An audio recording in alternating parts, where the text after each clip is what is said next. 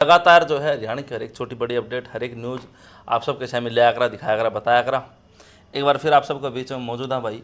और फिलहाल जो है मेरे साथ जो शख्सियत मौजूद है, प्रद्युमन जोशीला जिनका नाम है। और कैस कहाँ की हरियाणा की जो राजनीति है उनके अंदर आप इनने जो है चाणक्य मांस को बहुत ज़बरदस्त पकड़ है। हर एक चीज़ डेट एंड फैक्ट जो है आज आप ही बातचीत करांगे पूरी राजनीति के ऊपर।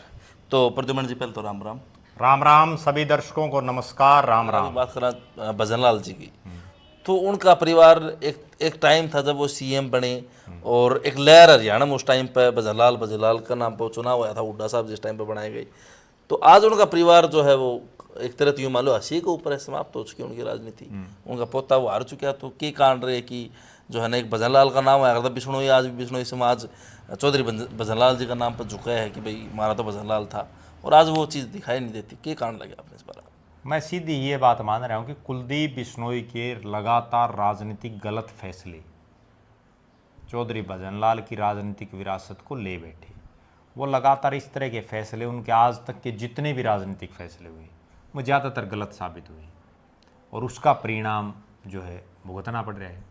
वरना तो आप एक बात बताओ, जिस बिश्नोई समाज से चौधरी भजनलाल आते थे उसका कोई बहुत लंबा चौड़ा वोट बैंक भी प्रदेश में नहीं जी।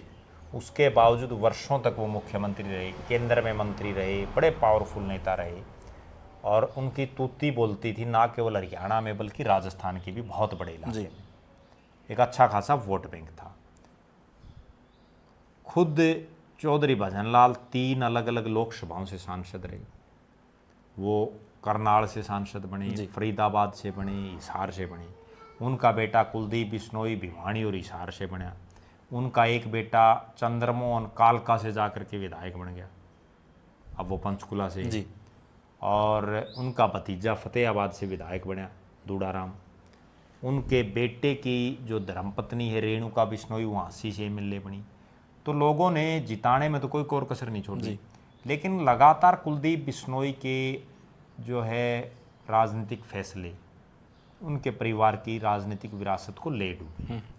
वो उनको ये समझ ही नहीं आता। देखो आप उनकी राजनीतिक सोच देखो, जिस कांग्रेस को उन्होंने ये कह करके छोड़ा भाई यहाँ तो भूपेंद्र हुड्डा की चलती है, यहाँ तो जो है सोनिया राहुल को उन्होंने पता नहीं क्या क्या बोला, और जब उनके 2 एमएलए आए, पहले मैं उनकी एक चीज़ और बता देता हूँ। 2005 में जब 67 विधायक आए, उस समय भजनलाल जी को नहीं बनाया गया मुख्यमंत्री, और मेरी भी उस समय चौधरी भजनलाल से बात भी हुई थी, और उनके और भी साथी ये बात कहते हैं कि भजनलाल जी इस पक्ष में नहीं थे कि कुलदीप बिश्नोई अपनी अलग पार्टी बनाए। लेकिन उसके बावजूद 2 दिसंबर 2007 को कुलदीप बिश्नोई ने रोहतक में अपनी पार्टी बना ली। उस रैली जैसी रैली कोई इंडिविजुअल आदमी नहीं कर सकता। मैं खुद उस रैली में मौजूद था। उस रैली में इतनी भीड़ थी कि रैली तक बुक करवाई गई थी, आप अंदाजा लगा लीजिए। उसमें सबसे बड़ी गलती कुलदीप ने क्या की कि लोगों को ये था कि आज कुलदीप बिश्नोई इस्तीफा दे देगा लोकसभा से, भिवानी से एमपी था उस टाइम पे, नहीं दिया, कंडीशन रख दी। और उसके बाद अपने पिता चौधरी भजनलाल, 2 और विधायकों, धर्मपाल मलिक गोहाना से विधायक था, प्रदेश कांग्रेस का अध्यक्ष रहा है, एमपी भी रहा है जी, और एक राकेश कंबोज जी इंद्री से विधायक, 3 आदमियों के इस्तीफे करा दिए। मतलब जो आदमी पार्टी बना रहा है वो आप तो इस्तीफा नहीं दे रहा, दूसरे करवावा है, और अपने पिता और दूसरे नेताओं को बली बना रहा है। लोग तो तभी से समझने लग गए थे। 3 जगह बाई इलेक्शन हुआ, चौधरी भजनलाल बड़ी मुश्किल से जीत पाए, और 2 जगह से हार गए चुनाव। ना धर्मपाल मलिक जीत पाए, ना इंद्री से जीत पाए राकेश कंबोज। और उसके बाद हालात ये है कि धर्मपाल मलिक का राजनीतिक कैरियर 0 हो गया, राकेश कंबोज का राजनीतिक कैरियर 0 हो गया, और चौधरी भजनलाल के परिवार का भी 0 हो गया। फिर क्या हुआ, 2009 में 6 विधायक इनके बने, भाजपा बनाई, हरियाणा जनहित कांग्रेस बीएल। 6 में से 5 एमएलए भाजपा इनकी। उस समय भी कांग्रेस अल्पमत में थी, 40 विधायक थे। अगर कुलदीप बिश्नोई को कांग्रेस में जाना ही था, जैसा वो बाद में गया, तो उसी समय चला जाता, 6 विधायकों में क्या पता मुख्यमंत्री बना देते। नहीं बनाते तो डिप्टी सीएम बना देते, जैसे दुष्यंत जी को बनाया गया। ठीक है, और क्या पता मुख्यमंत्री बन जाता। फिर एक मिर्चपुर कांड हुआ, उस समय हर जगह ये चर्चा थी कि आज अगर कुलदीप बिश्नोई या चौधरी भजनलाल का परिवार कांग्रेस में होता तो मुख्यमंत्री बनते। बहुत राष्ट्रीय अंतर्राष्ट्रीय स्तर पर मामला चला गया था, वो खुद राहुल गांधी तक आए थे। उसके बाद फिर 2014 का चुनाव होता है, केवल 2 विधायक बने, खुद कुलदीप बिश्नोई और उनकी धर्मपत्नी। उसके बाद आप उसका फैसला ये देखो कि वो आदमी बीजेपी की सरकार, और वो फिर राहुल गांधी के पास जाके कांग्रेस ज्वाइन कराया। भाई या तो तू राज में चला जा, ठीक बात है।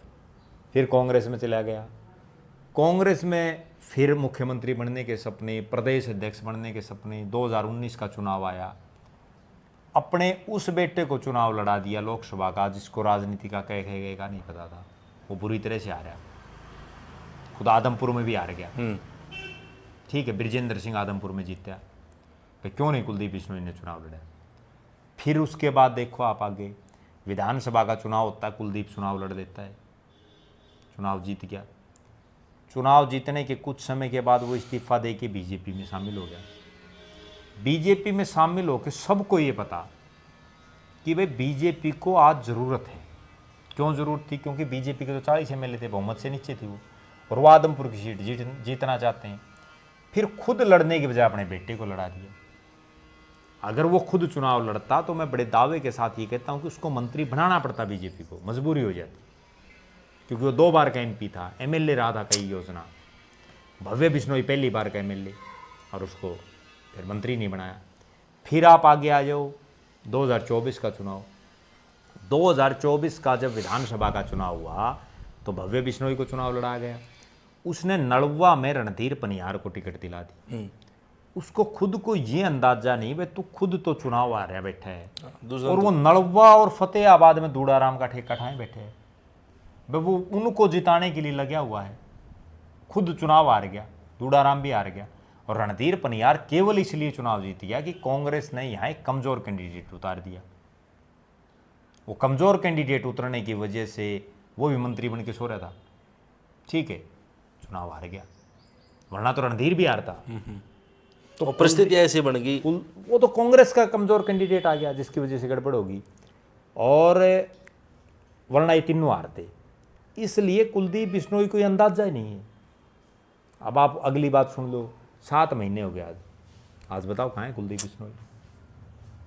कहीं दिखता नहीं, कहीं और नहीं, लोगों के बीच नहीं रहता। दूसरी तरफ उसी का बड़ा भाई है चंद्रमोहन बिश्नोई जी।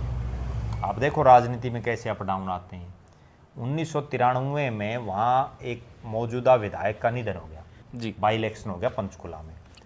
और जैसा मैंने पहले कहा कि हर बाप अपने परिवार को आगे बढ़ाना चाहता है, चाहे वो राजनीति हो। चौधरी भजनलाल ने अपने उस बेटे चंद्रमोहन बिश्नोई को वहाँ से बाई इलेक्शन लड़ाया, जिसका कोई लेना देना नहीं था उस हल्के में, ना कोई बिश्नोई वोट वहाँ, ना उनका कोई गांव। वो MLA बने, फिर 96 में बने, 2000 में बने, 2005 में बने, और 2005 में उप मुख्यमंत्री बन गया। फिर एक फिजा का प्रकरण हुआ, उसके बाद वो ख़त्म हो गई उनकी राजनीति। लेकिन वो आदमी लोगों के बीच में रहा, वो पंचकुला की जनता के बीच में रहा। आज उस 2005 के बाद 2024 में उसकी दोबारा बोर्ड आई, दोबारा विधायक बन गया वो, केवल इसलिए कि जनता के बीच में वो रहा, लगातार रहा। जबकि कुलदीप बिश्नोई लोगों के बीच में नहीं रहता, इसलिए वो सारा सिस्टम आदमपुर का गढ़ टूट गया इस बार, यही कारण। बिल्कुल वो धक्का खुद कुलदीप की कमियों की वजह से। वरना तो कांग्रेस ने जिसको टिकट दी ना चंद्र प्रकाश को, उसका भी कोई लेना देना नहीं था आदमपुर से, वो तो नलवा से टिकट मांग रहा था। उसको तो ये पता ही नहीं था बेचारे को भाई कौन से गांव है, कौन से वर्कर हैं, क्या है। वो तो केवल लोगों को कुलदीप बिश्नोई का परिवार हराना था। उनके खिलाफ हो गए लोग और अगेंस्ट में वोट डाल बस ये हालात।